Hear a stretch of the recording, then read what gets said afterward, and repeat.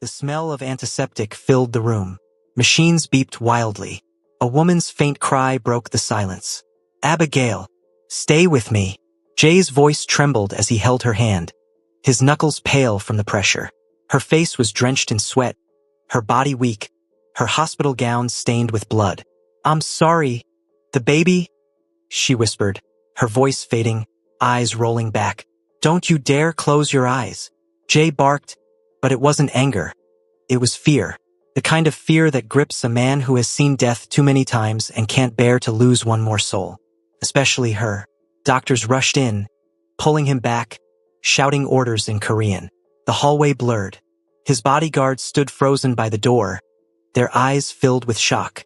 They had seen their boss beat men bloody, but never seen him cry, until that moment. He dropped to his knees in the corridor, blood still on his hands, whispering, "Please, not her. Take me instead." Then everything went quiet. 3 months earlier, snow was falling softly over Seoul, painting the streets white and calm. Inside a small apartment, Abigail Nguyen sat by her window, wrapped in a brown blanket, watching the city lights blink below.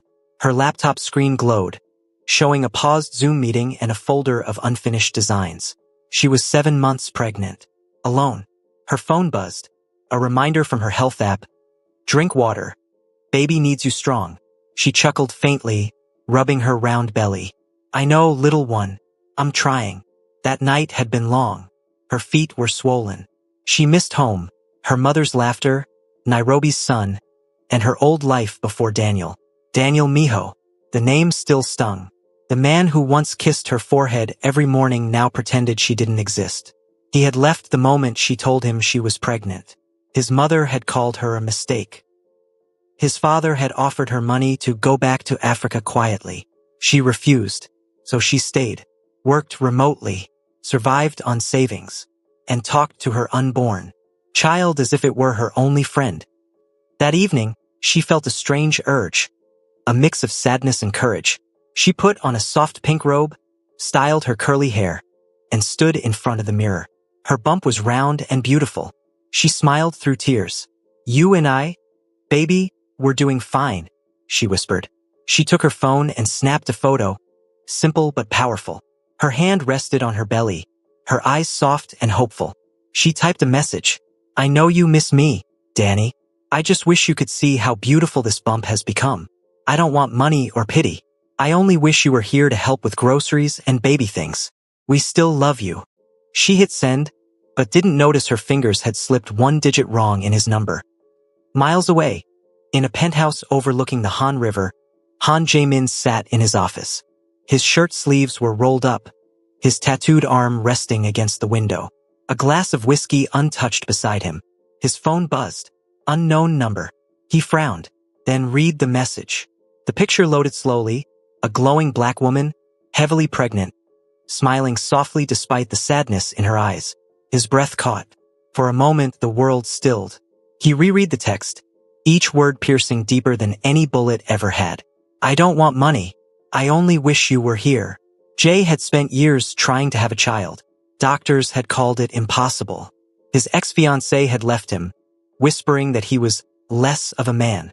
But this woman, this stranger, was carrying what he had always prayed for.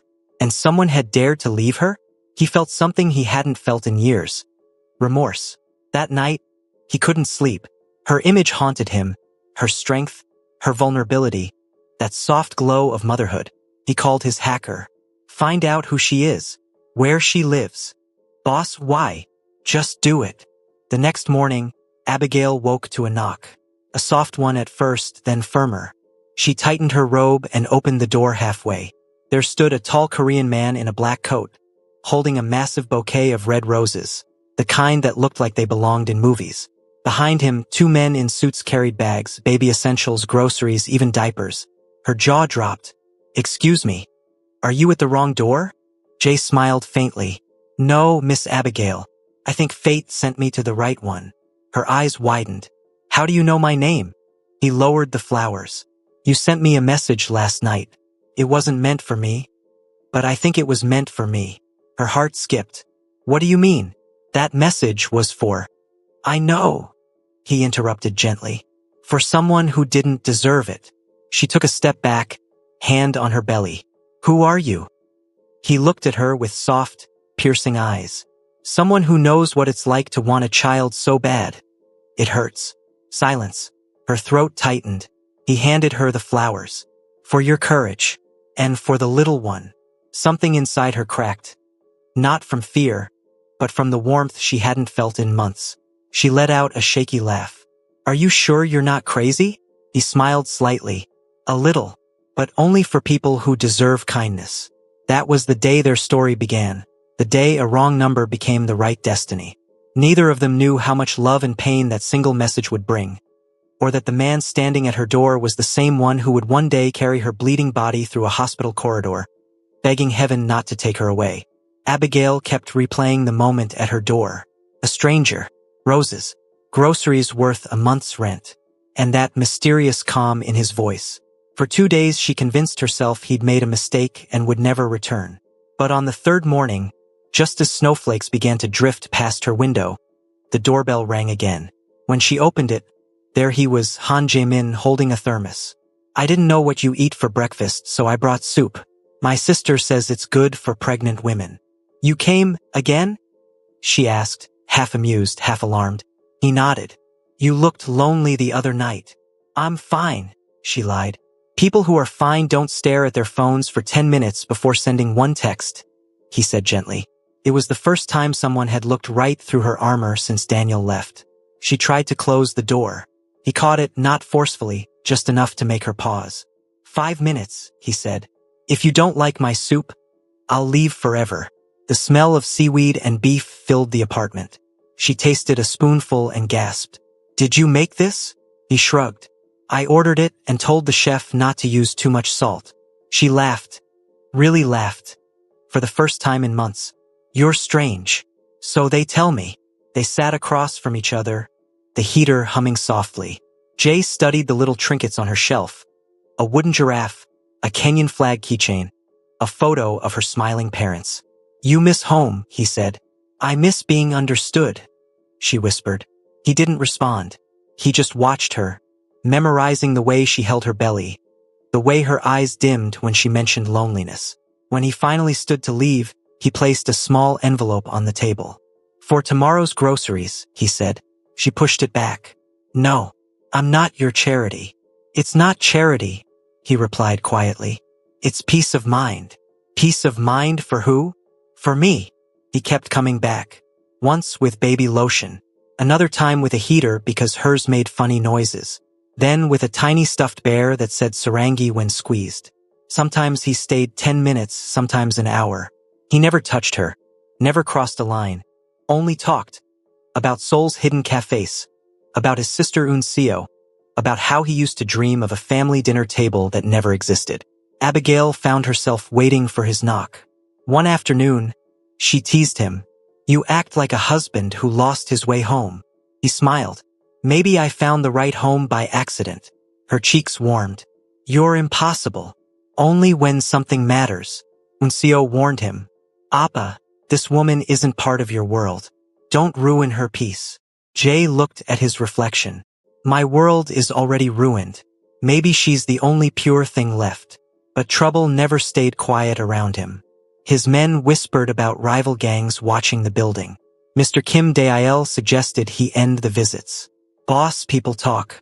They say you're distracted. Jay's eyes hardened. Let them talk. That weekend, Abigail insisted on doing her own shopping. Jay followed like a bodyguard, carrying all the bags. When she tripped over a box of cabbages, he caught her arm. The market women giggled. Your husband is very handsome, one said in Korean. Abigail blushed. He's not. I mean, Jay cut in, smiling. She means I am. The crowd laughed. She smacked his arm playfully and he winked. That small moment, ordinary, silly, made her feel alive again. That night, rain poured hard. A power cut swallowed the apartment in darkness. She lit a candle, listening to thunder rumble like distant drums. A soft knock came. You shouldn't be out in this weather, she said, opening the door. I wanted to make sure you weren't scared. Of thunder? I've survived worse. He stepped inside, hair wet, eyes gleaming in the flicker of light. Still, no one should be alone in storms. They sat on the couch listening to the rain hammer the windows. After a while she whispered, "Why do you care so much? You don't even know me." He looked at her, his voice barely a murmur. "I know how it feels to want a family so badly it breaks you. I can't have children, Abigail. I've tried.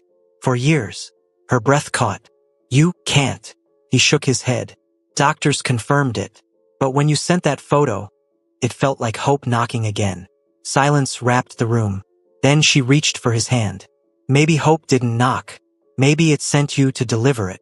He smiled, eyes misty. "Then let me stay until it's delivered safely." Days turned into weeks. Their friendship slid quietly into something deeper. He kissed her forehead when he left. She teased him about his serious face.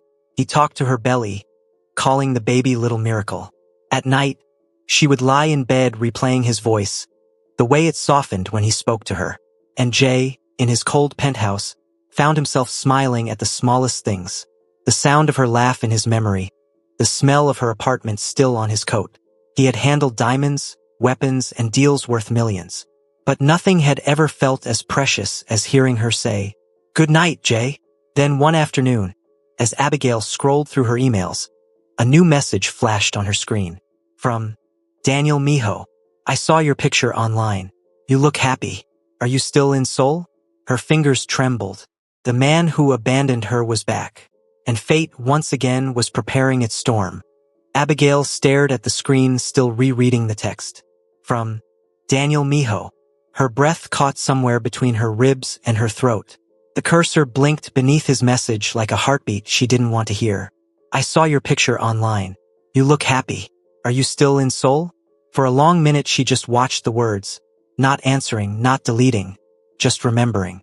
The way he used to hold her hand in crowded trains. The night he promised, "You'll never be alone here." Promises melt fast in cold cities. A knock on the door broke the trance. "Jay, of course." He came every evening now, always at the same time, as though his heart had learned her schedule. She hurried to close the laptop before opening the door. He stood there, coat dusted with snow, holding paper cups of coffee. "Double mocha," he said. "You said the baby likes sugar." She smiled faintly. "You're learning." "Slowly," he replied. "Can I come in?" He didn't notice her shaking hands, but he noticed everything else. The tension in her shoulders, the way she avoided his eyes. They sat by the heater, sipping coffee. Steam curled between them like a veil. "You're quiet today," he said. "I'm just tired." "You're lying," he answered softly. "You bite your lip when you lie." She laughed once, too quickly. "You observe too much." "I care too much," he corrected. That simple sentence undid her. She put the cup down, covering her face. "He wrote to me. Daniel." His tone darkened, the name dropping like ice. She nodded. "What did he say?" "That he saw me. That I look happy." Jay's jaw tightened. "He's trying to come back. I don't know what he wants." He reached across the table, took her trembling fingers, and pressed them between his palms. "Do you want him back?" Her eyes filled. "No. But part of me still hurts that he could just leave." Jay didn't speak. He simply pulled her hand closer until her palm rested over his chest. His heartbeat was steady and strong beneath the fabric. "Then let that part heal here," he murmured. "With someone who won't leave." That night, when she walked him to the door, headlights flashed on the street below. Too bright, lingering too long. A black sedan idled at the corner. Jay noticed instantly. His expression changed, hard edges returning, the warmth replaced by the man the city whispered about. He placed a hand on her shoulder. "Lock the door behind me. Don't open it for anyone except me or my sister." "Why? What's happening?" "Nothing," he said, forcing a smile that didn't reach his eyes. "Just habit." When she closed the door, he pulled out his phone. "Dale, tail the car parked near Abigail's building," he ordered. "Boss, could be Miho's men. Or worse," Jay replied. "Find out." 2 days later, Daniel appeared in person. Abigail was leaving the grocery store when she heard a voice behind her. "Abby." She turned and froze.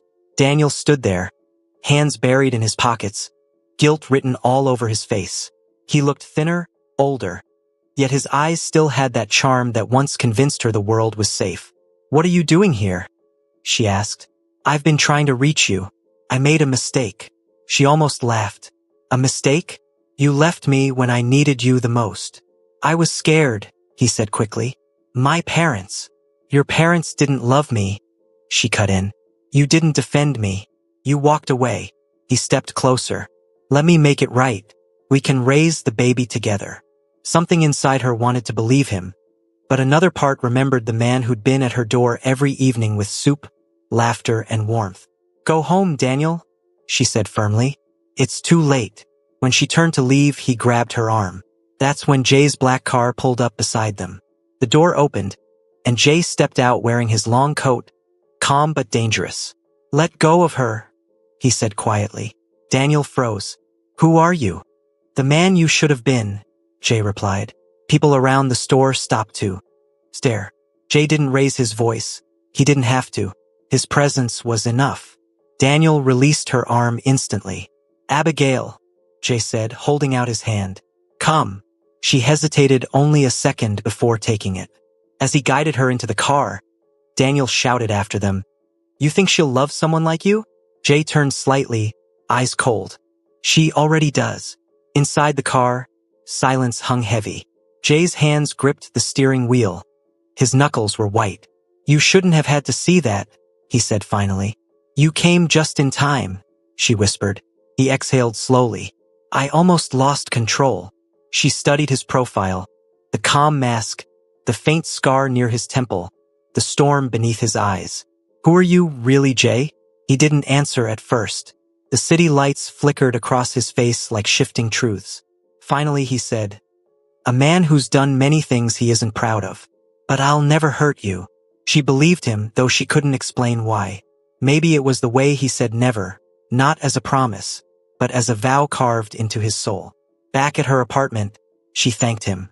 "You didn't have to protect me." "I did," he said. "I wanted to." He turned to leave, then paused. "You asked who I am. The truth is, people call me a lot of names. Some fear me, some respect me. But for you, just call me Jay." Before she could reply, he brushed his thumb lightly across her cheek, wiping away a tear she hadn't noticed. "Don't waste tears on the past," he whispered. "You have a future growing inside you." Then he left, footsteps fading down the corridor. Abigail closed the door, heart racing. She leaned against it, hand over her belly. For the first time, the baby kicked. She smiled through her tears. "See that? Your guardian angel has tattoos." The next morning, Abigail received a call. "Hello, Abigail? I'm Uncio, Jay's sister. Can we meet?" They met at a small cafe near the hospital. Uncio was elegant and soft-spoken, but her eyes were sharp. "My brother cares for you," she said. "I can see that." Abigail smiled shyly. "He's been kind." "That kindness comes with danger," Uncio warned. "He has enemies. If they know about you, I can handle myself." Uncio shook her head. "You don't understand. He's not a businessman, Abigail. He leads people you read about in the papers. People who disappear." The words struck her like cold wind. Still, part of her refused to believe the man who carried groceries and baby lotion could also lead shadows. When she returned home that evening, Jay was waiting at her door with flowers again. Red roses, fresh and trembling with raindrops. She looked at him, torn between fear and affection. "Who are you really, Jay?" she asked again. He met her gaze. "The man who'll do anything to keep you safe."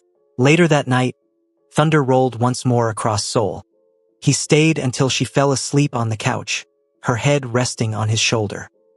He whispered to the sleeping woman and the life inside her, "I couldn't give life to anyone, but maybe fate sent me to protect this one."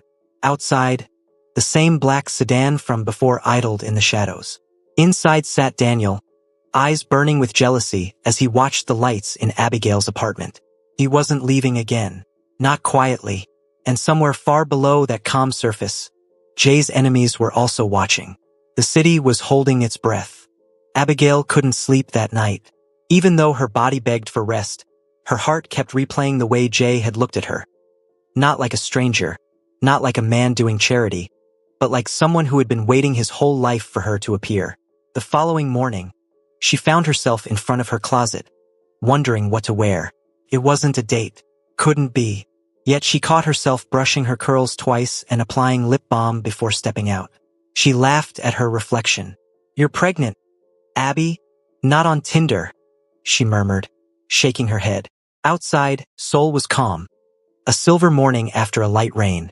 The city smelled like wet earth and coffee. She tucked her hands under her coat and walked toward the little cafe Jay had mentioned. When she arrived, he was already there. Sitting by the window, a cup of green tea untouched, his sharp eyes scanning through the glass like he'd been waiting for her for hours. "Abigail," he said softly when she entered. "I was starting to think you changed your mind." "I almost did," she replied, slipping into the seat opposite him. "It's not every day a strange man tracks you down with groceries." He smiled faintly.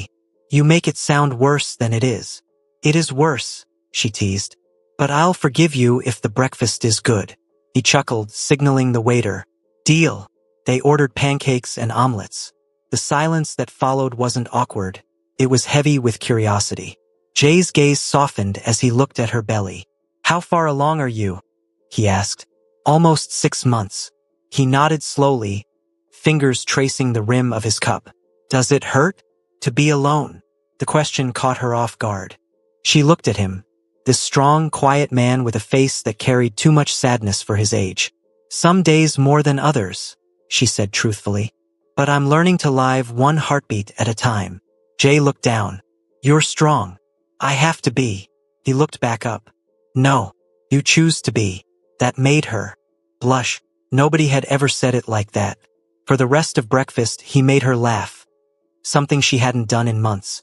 He had a dry sense of humor, and his attempt to pronounce her Swahili name in a Korean accent had her giggling until tears formed. By the time they finished eating, she didn't want to leave. As they stepped outside, Jay's phone rang. His expression shifted instantly. The warmth in his eyes froze into something cold and distant. "Give me a minute," he murmured, stepping aside. Abigail waited, pretending to scroll through her phone, but his voice grew sharp, all Korean, fast and commanding. She didn't understand the words, but she could feel the tension. When he hung up, he turned to her with a polite smile that didn't quite reach his eyes. "Everything okay?" she asked carefully. "Yes," he said. "Just business." She nodded, though she wasn't convinced. That evening, he drove her home again. She thanked him at the door, but before she could go in, he spoke quietly. "Abigail, would you mind if I checked on you sometimes? Not to interfere, just to know you're safe." Her heart squeezed. "You don't have to do that." "I know," he said simply. "But I want to." She smiled shyly. "Then I guess I'll allow it." He bowed slightly, a habit she found endearing, and left. Later that night, Abigail lay in bed, her hand on her belly. "What do you think, baby?" she whispered. "Should we trust him?" The baby kicked once, softly. She smiled. "Yeah, me too." But Jay didn't go home. He drove instead to a hidden warehouse on the outskirts of Seoul, where men in black suits greeted him with deep bows. Inside, the air was thick with smoke and fear.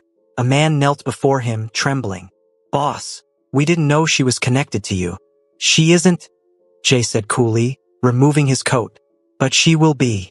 And anyone who touches her, touches me." The man swallowed hard. Jay's voice dropped to a whisper. "Find the one who leaked her address. I want him alive." Then he walked out, his face unreadable.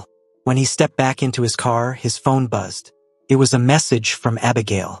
"Thank you for today. I laughed for the first time in months." "Sleep well, Mr. Mystery." He smiled faintly. For a brief moment, the darkness in him lifted. He texted back, "As long as you're smiling, I will." But deep down, Jay knew his world wasn't built for softness. And the more time he spent with her, the closer danger came crawling. And somewhere in Seoul, a shadow already knew her name. The evening breeze in Seoul carried the faint scent of jasmine and roasted chestnuts. Abigail sat on the small balcony of Jay's penthouse, her hands resting lightly on her belly as city lights blinked below like fallen stars. She'd been there for an hour, watching the sky shift from silver to indigo while Jay moved quietly in the kitchen behind her. He'd insisted she come over for dinner. She had resisted at first, saying she didn't want to intrude, but Jay had said in his low, calm voice, "You're never an intrusion, Abigail. You're a reason to come home early." Now, as the aroma of garlic, soy, and sesame filled the air, she smiled. It was still odd to imagine the man who commanded fear in others, the same man who had once stormed into her apartment with roses and groceries, standing barefoot in a kitchen, stirring soup with quiet patience. "You cook?" she called teasingly. He turned, one eyebrow raised. "I lead an empire. I can handle a saucepan." She laughed softly. "Empire or not, if it burns, I'm ordering ramen. I'll take that challenge." When he brought the food out, Abigail's eyes widened. "This looks fancy." "Simple," he corrected, placing the bowls down. "I used to cook for my mother when she was ill. It helps me think." That last line made her heart ache a little. She had noticed how rarely he spoke of family, and when he did, it was always with a quiet ache that lingered in his eyes. They ate slowly, talking about small things, her work, his favorite places in Busan, how different Korean winters felt compared to the warmth of Kenya. At some point, he looked up from his food and said softly, "You've changed this place." "How?" "It was always quiet before," he said. "Now it feels alive." Abigail looked down, her cheeks warming. "You say things that could make a woman fall too fast, Jay." "Then maybe she should stop falling and just stay," he replied. Her breath caught for a second. She looked up. His expression was calm, but his eyes burned with sincerity. The silence stretched. Then, to ease the tension, she said lightly, "You know, if you keep saying things like that, you'll scare me." He smiled faintly. "I'm already scared, Abigail. Every time I look at you, I wonder what I'll do if you ever walk away." Her chest tightened. She hadn't realized how deeply he felt this, or how much she had started to feel the same. After dinner, they stood together by the balcony railing. Below them, Seoul shimmered with moving lights. Taxis, street lamps, people living their fast lives. Abigail leaned her head slightly toward him.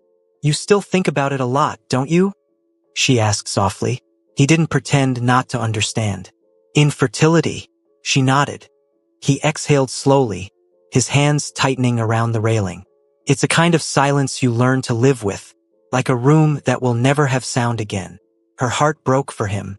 "You don't have to live in that silence forever." He turned to her. "You make it sound easy." "It's not," she said. "But I've learned something since I got pregnant. Sometimes, love doesn't give you what you want. It gives you what you need." He studied her for a moment. "And what do I need, Abigail?" She smiled softly. "Someone who sees the man before the wound." Jay's throat moved as he swallowed hard. For the first time, he looked vulnerable. Not the powerful man everyone feared, but a soul who'd spent too long hiding behind walls. He took a hesitant step closer. "You're dangerous, you know that?" "Me?" she laughed softly. "I'm just hungry and hormonal." "No," he said, his voice a whisper now. "You make me want to believe again." Before she could answer, his hand brushed her cheek, gentle, testing. She didn't pull away. The air between them changed. No more fear, no more past, just the soft hum of something real growing. He kissed her, slow, uncertain at first, then deeper, as if he'd forgotten what warmth felt like and was learning again. Abigail's heart raced. It wasn't about lust. It was connection, pure and fragile. When they finally broke apart, she rested her forehead on his chest, smiling faintly. "You kiss like someone who thinks too much." "I've had a lot of practice being careful," he murmured. "Maybe it's time you stop being careful." He chuckled quietly, wrapping his arms around her. "You're going to ruin me, Abigail. Then I'll ruin you gently." They stayed like that for a long time, swaying softly to the city's rhythm. Everything felt right, too right. Then Jay's phone buzzed.